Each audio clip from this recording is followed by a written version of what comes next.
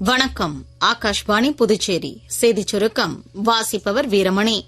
பிரதமர் திரு நரேந்திர மோடி நாட்டு மக்களுடன் தமது எண்ணங்களை பகிர்ந்து கொள்ளும் 122வது மன் கி பாத் எனும் மனதின் குரல் நிகழ்ச்சி ஆகாஷ்வாணியில் நாளை காலை 11 மணிக்கு ஒலிபரப்பாக உள்ளது.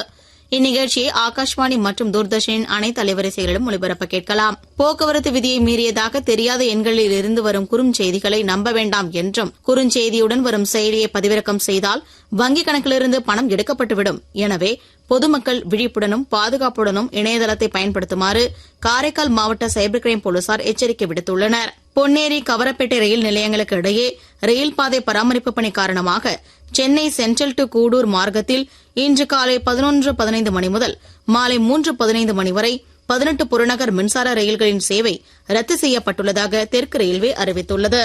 மியான்மரில் இன்று அதிகாலை லேசான நிலநடுக்கம் ஏற்பட்டது. இது ரிக்டர் அளவுகோலில் 4ஆக பதிவாகியுள்ளது.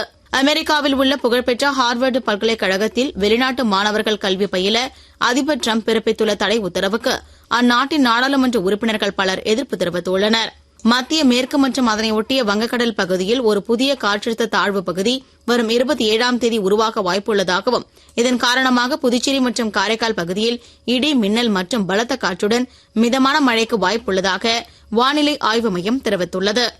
மலேசியா மாஸ்டர்ஸ் சர்வதேச பேட்மிண்டன் ஆடவர் ஒற்றையர் பிரிவு அரையிறுதி ஆட்டத்தில் இந்தியாவின் கிடாம்பி ஸ்ரீகாந்த் ஜப்பானின் யூஷி தனாகாவை எதிர்கொள்கிறார்.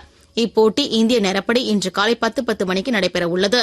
சர்வதேச ஈட்டி எறிதல் போட்டியில் இந்தியாவின் நீரஜ் சோப்ரா வெள்ளிப் பதக்கம் வென்றுள்ளார். இவர் தனது இறுதி முயற்சியில் 84.14 மீட்டர் தூரம் ஈட்டி எறிந்து இந்த வெற்றியை கைப்பற்றினார். இத்துடன் இந்த செய்திச் சுருக்கம் நிறைவு பெறுகிறது.